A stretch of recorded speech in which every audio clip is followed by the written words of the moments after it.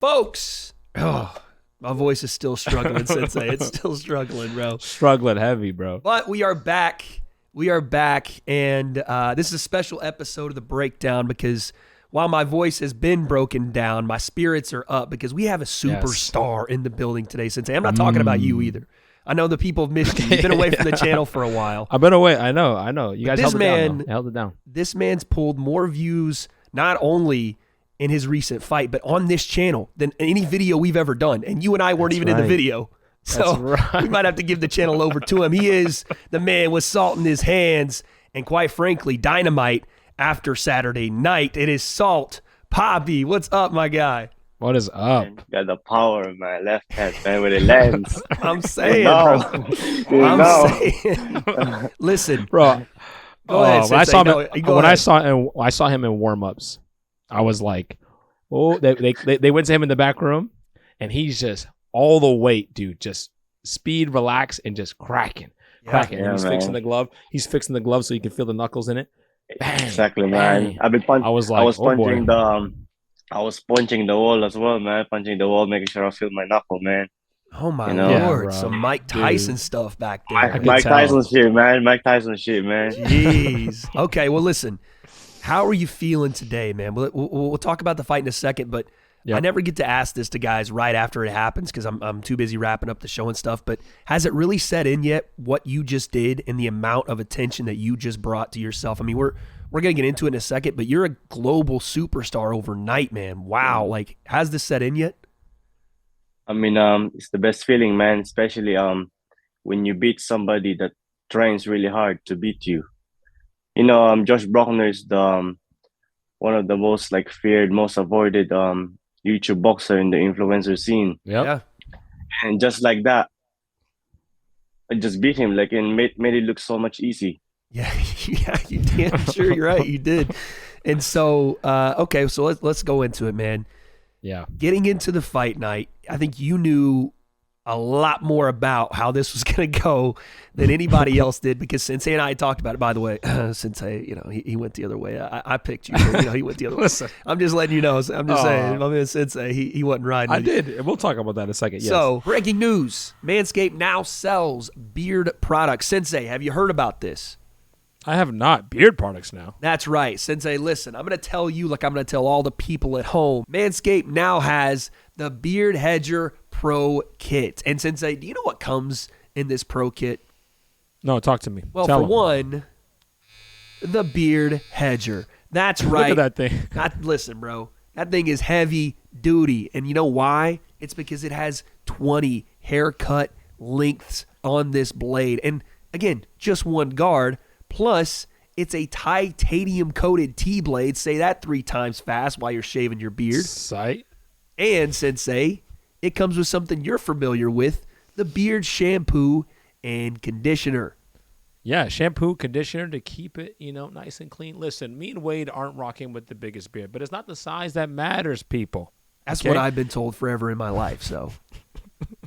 So, as you can see, what I'm dealing with here, not great, but I still got to take care of it because right now it's looking a little busted, Yeah. But I could be using this shampoo, conditioner, the oil, just so whatever you're working with, you can keep it fresh and clean. That's true. We also have the beard balm so you can moisturize and you're not cracking like my voice right now. And all that, Sensei, and we're still not done. The Beard Hedger Pro Kit has 3 free gifts inside. Do you know what those are? Tell the people. Yes. You got the beard brush, the comb, and the scissors. Dude. Boom. All 3 for free when you use code TBD at Manscaped. And guys, you're going to get 20% off when you use code TBD, and you're going to get free shipping again at manscaped.com. Code TBD. Support the breakdown. This is our first sponsor on the channel. Show the people, show them that the people love the breakdown because we love Manscaped. And guys, they've taken care of your downstairs and your balls for years, but now it's time to take care of your beard. Thank you to Manscaped for sponsoring this video one more time. Use code TBD for free shipping and 20% off at manscaped.com. Now, let's get back to the video. On the broadcast, I said, listen, if Salt Papi is able to taunt and get Josh to play his game, it's going to be a short night. And sure enough, as soon as the fight started, exactly that started happening. You started baiting him in and letting him know that nothing he did was threatening you at all. I loved it, man. You were talking to him. You were slapping the belly. Talk to me about that. Was that some mind games or that just you filling out the fight? I mean, like Josh Brockner, man, he's very strong. He's very strong. He landed like one or twice, and I got almost got my nose broken. I got bruises on my on my nose, on my face. Just he got me only 2 punch. Yeah. So imagine if he was able to catch me with a couple more, then I'll probably get hurt. Like I said, I'm the most defensive counter power puncher in the game. That's right. And people when they try to lunge in, you can get knocked out.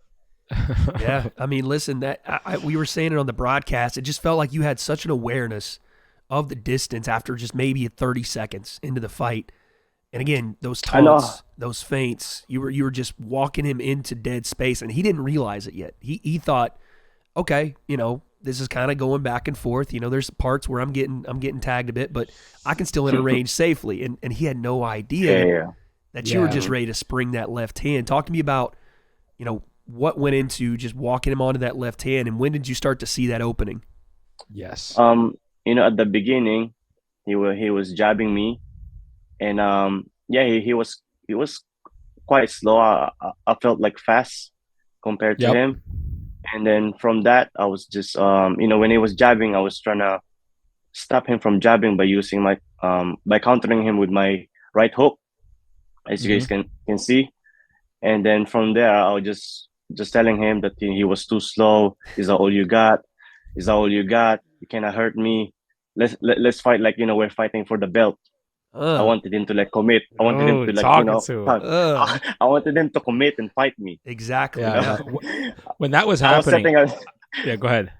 I was setting a trap, from first round. Yes.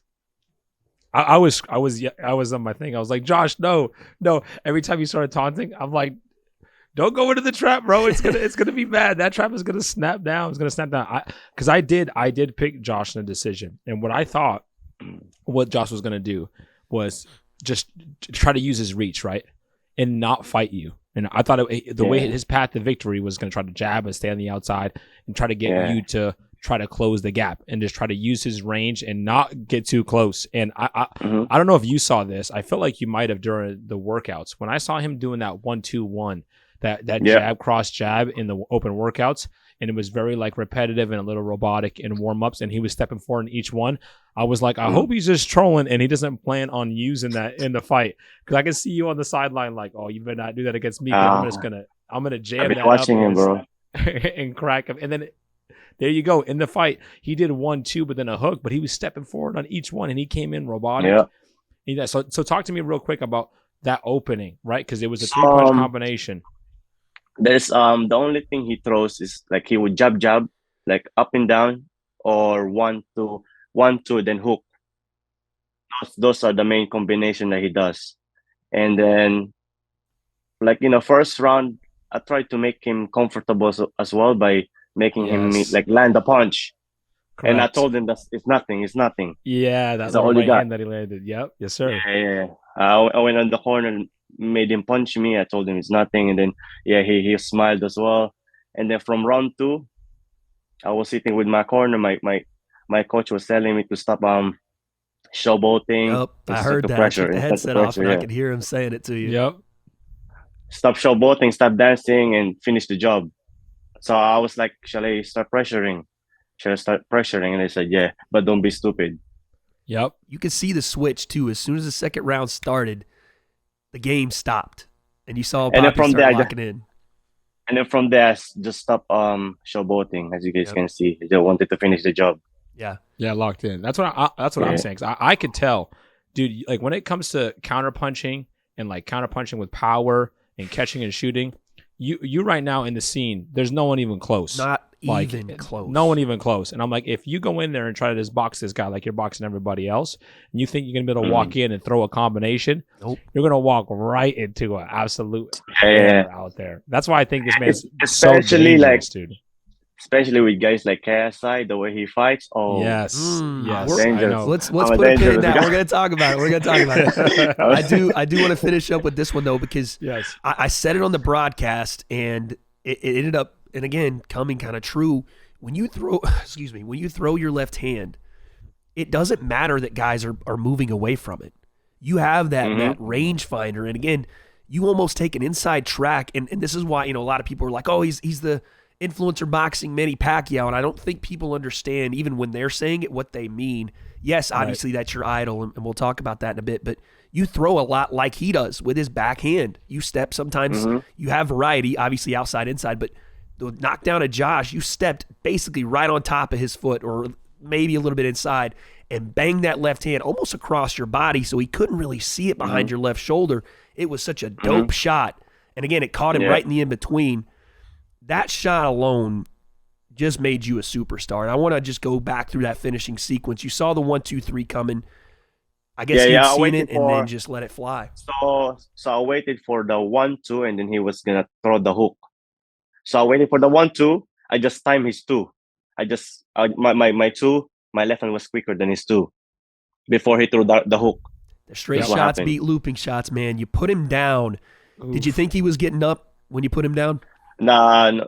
After that shot, man, that was one of my hardest punch, because it's a single shot. It's not a multiple punch. Yeah, that one was just a dynamite shot. And listen, Josh is a big boy, man. And I watched him hit the canvas, and this is no disrespect to Josh, but he skipped like a rock on water, man. He hit it a couple times.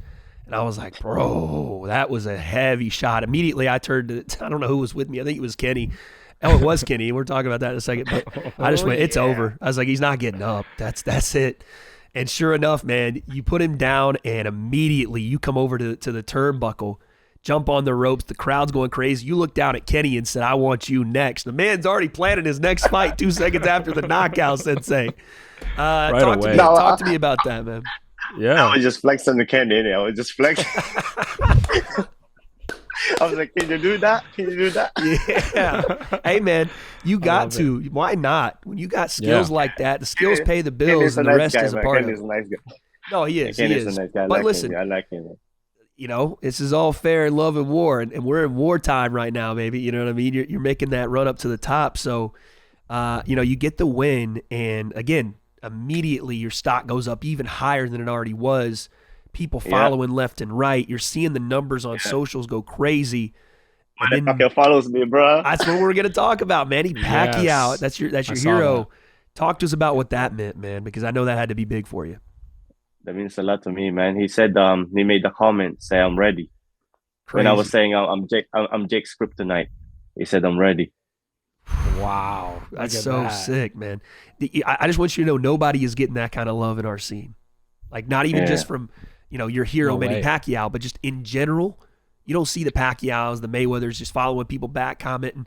You don't see that. You don't see pro boxers like Ryan Garcia saying, nah, this guy saw Papi's a pro. What are we doing here? You're getting crazy amounts of love. I do have to ask this because it's been a source of controversy, and I got to lay it down. Is Salt Papi a former 30-0 plus 600 plus amateur fight winner, or is this some kind of fable I keep hearing? What is this amateur record I keep hearing about, bro? So let me tell you my boxing history. So I've always been a fan of boxing growing up. I've been watching Manny Pacquiao for many years since I was young. I used to imitate him and stuff. I was in the Philippines. We don't have access to boxing gym. We were we're a bit poor. Yeah, we're not that rich. I was just a school student. My parents just work a normal job. Yep. And we just used to watch Manny Pacquiao from the TV, man. Used to copy. And I was a bit fat when I was young, a bit chubby, obese, in it. Mm-hmm. So people. I saw that picture you put up, by the way. I saw that picture you put up.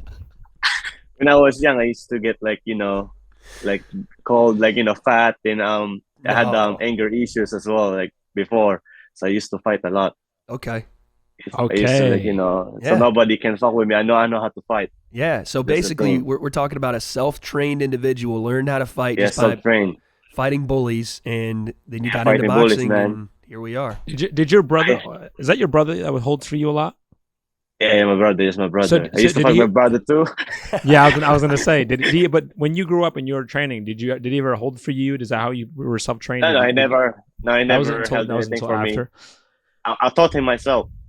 That's crazy, man. That's awesome. It's honestly like with being in the Philippines and boxing, it's like similar to how I don't know if you ever did Kali, but boxing and Kali and stick fighting is so huge in the Philippines. Yeah, It's yeah, like very. it's like him being from Dagestan and asking like he's a self trained wrestler. Like he's gonna come out. He's gonna be good, bro. He's going You to know be what I'm saying? better It's than just some college wrestlers that have grown up in schools in the Yeah, U.S. just because yeah, that's yeah. the culture. But it It's is the culture, yeah, impressive, that's awesome. Sensei, when you're talking about a guy like Papi, because truly, Oh, you're yes. having pros go, no, this guy's got experience. Like, this dude should be fighting pros.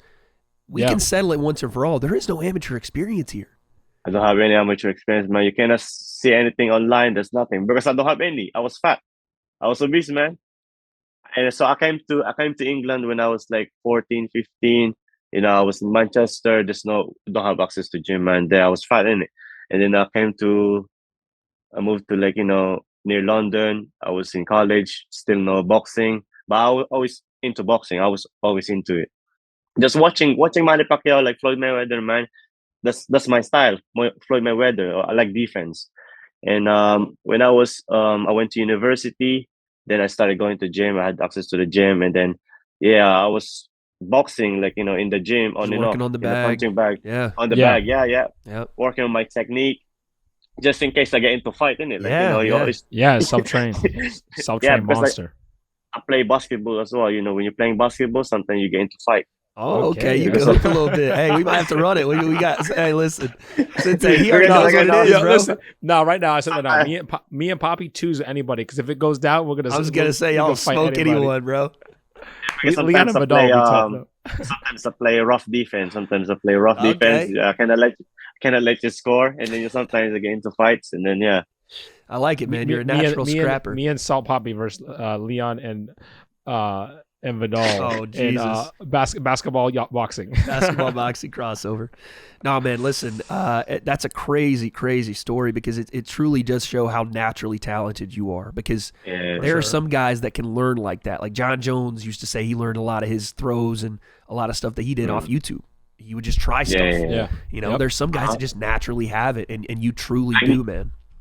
YouTube tutorials. I watch a lot of YouTube tutorials, like how to fight, like technique. And last year, that's when I started like actually training when my social media, skyrocket Wild. because of TikTok. I went to fight Halal Ham. I trained for that, and then I've been training since then every day, twice a day in the gym. I'm always in the gym. I rarely make TikTok videos anymore, and that's all I do, man. Monster. That's scary, and the reason that I say it's even scarier than I thought. Like now, just hearing that's what I'm saying. Makes me think you're even scarier because if you haven't been training with somebody and you got yourself to this that base level, that means now that you're training, the potential is even crazier. Because if you've been training this entire time like people thought and you're an amateur, then your ceiling probably a little lower, or still really good, but ceiling a little lower. But if you've haven't been training, this is self-taught, that's crazy, the ceiling. Yeah, and also as you can see, I do a lot of sparring in the street. Yep. Like in the basketball court. That's most of my sparring. Most of my sparring partners are from the street, from back in the days when I was training for Halal Ham, and then obviously as time goes, I started like training with like sparring professional amateurs, and I'm actually alright. I'm tough. I'm just rough, like tough. I think some people are naturally talented. Just built some people are naturally talented. I can take a punch. I have a chin. I can take a punch from professional, like heavyweight. And I'm all right. I've never been knocked down, man, in my life. Well, let's talk about this, man, because, speaking of knockdowns, you had in my opinion, knockdown of the night, but another man that did, we just talked about him a second ago, KSI. Won his fight, big knockout. And while we were talking to you, you said, listen, I'll take KSI, and if KSI doesn't want Jake, I'll take Jake. I'll take Kenny. Yep. Who is that fight? If you're looking at what's next, and I know you don't really have those answers yet, there's still some things that are going to have to be worked out, but who would you want next right now, putting you on the spot? I mean, I would like to fight Jake Paul. Yeah. But it doesn't really matter. All I want to do is make money, man, and bounce. Yeah, I feel you. I feel you. It's the game, though, isn't it? It's the game, man. Yeah, man. Make your Make money and as get much out, money right? and bounce. Yeah. That's the game, bro. I love it. I love it. And you should. You should. But performances like you're putting on, you absolutely should. And listen, I don't know the Jake fight, man. That makes so much sense. Especially just watching your rise. Like Jake's put 3 years into the sport, world class team. He's working his ass off. Imagine we get Salt Papi to that level. Jesus Christ. Like like I said, like some people are naturally talented. Yeah. Like you only train them a little bit and then boom, they're that good. Yeah. What do you think of KSI's performance, man? Because I know you said if he tries that stuff with you, it's not going to end well. What'd you think of how he did in the main event?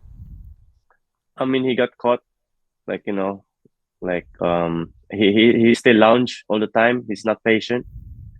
There's still a lot of things to improve, and he needs to work on his defense. He always when he punch, his chin is always up. I think he's still slow on his foot, and I like if it comes up to me, that left straight, man. I know, it's accurate, man. It doesn't miss. Yeah. I think JJ takes a lot of risk. He takes a lot of risk when he fights. And I'm like, it would take a guy like him too. Salt Papi, I was gonna say, cannot take a lot of risk. It's gonna take a guy like Salt Papi to just plant one and be like, "Holy, what world am I in?" Correct. And then I took Josh's best shot and I shook my head like it's nothing. That was a crazy overhand. He hit you with two. I was like, "Whew." Yeah, it didn't even move him. Just this guy is nearly like 200 pounds. Yeah, so insane, man.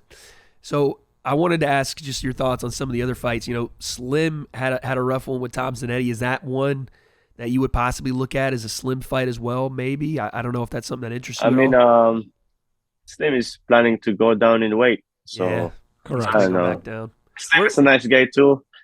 Yeah. Is there all these guys like if we fight, man, I gotta win. I can't lose. Is there anyone that because obviously you're very confident in your ability and for good flipping reason. Is there anyone outside of Misfits? I guess maybe it's Jake. Is there anyone you see as an equal to be like that's the guy I want? I want to fight the guys that Jake fought, Ben Askren. Yeah, I'd like to fight him and see. No, you wouldn't fight him. You just knock him out, bro. You would say, maybe I like to you knock would leave him with out Ben's too, head, bro. We don't need that. Maybe Tyron Woodley. I don't know. That could be a good one. Yeah, I would like that. Yes, I would like that. Again, I just think there's so many good matchups there for you because we haven't seen a counter striker like you in our scene yet. We haven't seen someone so accurate. And as you guys can see, I don't take damage, man. I don't take a lot of damage with my fight, man. You're in and out quick. So and you know what we have to say too, and I can't believe I'm saying this, but fair play to Halal Ham. You want to talk about guys that go no one's going the distance with Salt Papi, man. But Halal Ham he knows how to survive, man. Yeah, he knows how to survive. Fair play. Well, listen, man. I'm so glad that you came on and chatted with us today. I wanted to ask you just a couple more things, and we'll get you out of here. Are you looking to be active here in 2023? You wanting to stay, 3 fights, 2 fights? Like, what are you looking to do here in 2023? Definitely, I'm looking to fight for more. Yeah. Yeah. We got the names on board. We didn't talk about it too much, but if they came with Kenny, because I think Kenny's got a fight coming up. After that one, if they came with Kenny next, is that one you're like? He was talking about that jab that you wouldn't be able to get by his jab. Did you hear that? What do you think about that? I saw you guys. I will just slap that out of the way, man. I'll just slap that out of the way. Like Floyd Mayweather did to. Yeah, the tricky part about that because you're southpaw. To Deji. Like when Floyd Mayweather was just slapping his hand, like like it's nothing, like just out of the way, like bitch. I just tell him that. Fuck out of the way, like I'll trust too much, like crush in the ring, man. Because in the ring it's just me and him. There's no audience. It's just me and him. You know what I will say this for me. I was sitting on commentary, and this got. I don't know if anybody else actually saw this, but you were fighting Bruckner, and Kenny's obviously on commentary with me, and Daly was sitting off to my left, and something happened. I had my headphones on, and I couldn't hear what he said. But as you were either jabbing or as Josh was or something, Daly runs up to the commentary table and says, Kenny, that's it right there. That's it. I don't know what he meant. If like it meant like, oh, that's where we're gonna catch Papi, or I don't know. I have different strategies for different opponents. I think with Kenny, I'll just fuck him up. I don't have the strategy, man. I'll just walk him down, man. Jeez. Hey, listen. I don't think he'll be able to take my power. I listen. No, for sure. Like what I landed, like my right hand, I landed. What you landed? If you land your left hand, because my right hand was half caught when I landed it. Like it was jammed by his arm. He left his lead hand up, that jab hand. So I hit like his arm and his head. But in southpaw, that left hand will be there closer, and it won't be able to. If you land that thing clean, it is. If he lands it on anybody, he lands it on Rhino. If me and Kenny ever fight, I'm gonna make Daly throw the towel. I'm gonna be looking at Daly throw the towel. I'm gonna be talking, buddy. You better throw the towel. I'm gonna be telling him to throw the towel. God, okay. Well, listen, man. Sensei, you got anything else for the main man here, my man Salt Papi? I was gonna say, if this man's too active, I've been talking about we're gonna end up fighting each other, and I'm gonna end up being like, ma'am, the price has to be doubled now because you know what? I'm not fighting for Chivin.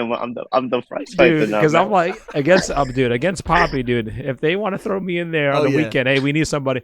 Kenny dropped out. Somebody dropped out, which is probably going to happen now. I know. I'm gonna be the first name on the list. I'm gonna go wait who because they're gonna say, hey, do you want to fight this weekend? I'm like, who?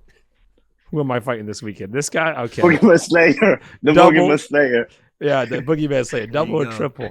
There he is. I'm gonna have to start doing cardio now just in case this dude's freaking. I gotta be on my bike, bro. I'm saying, man. Well, listen. People still haven't seen my stamina. I can actually go a lot of rounds, man. Because you're efficient. I was gonna say, is that something? You don't waste energy. For your next one, would you want to go 6 rounds, 6, 8? I don't mind. It depends. The money has to be right. No overtime for this man. That's We're right. talking about right. No overtime. Right. No overtime. Yeah. And then like I said, if I think the guy doesn't belong with me in the ring, I'll finish him. Bro, he said something. Like I said in my interview, he said something so cold to me. I was just talking to him since Papi, when we were at the open workout. I was talking. I don't even know what we were talking about, but you just said this and then walked off like it was the coldest shit ever. I was talking to him and just napping people up, and I said something, and he goes, "I let you people see what I want you to see," and he just walked off. I was like, just walked away. I gotta say, I want to say this. That's my favorite part. My favorite part about, besides obviously the shot was great. Your charisma in the ring and you talking more and letting people know what's really on your mind has been the game changer for you. Yep. And for you, I know you're a nice guy. I know a lot of guys are nice guys, but for you, if you're trying to get a Jake fight and you want to fight with a KSI, you want these fights, that right there is what changes because you didn't do it and now you're doing it.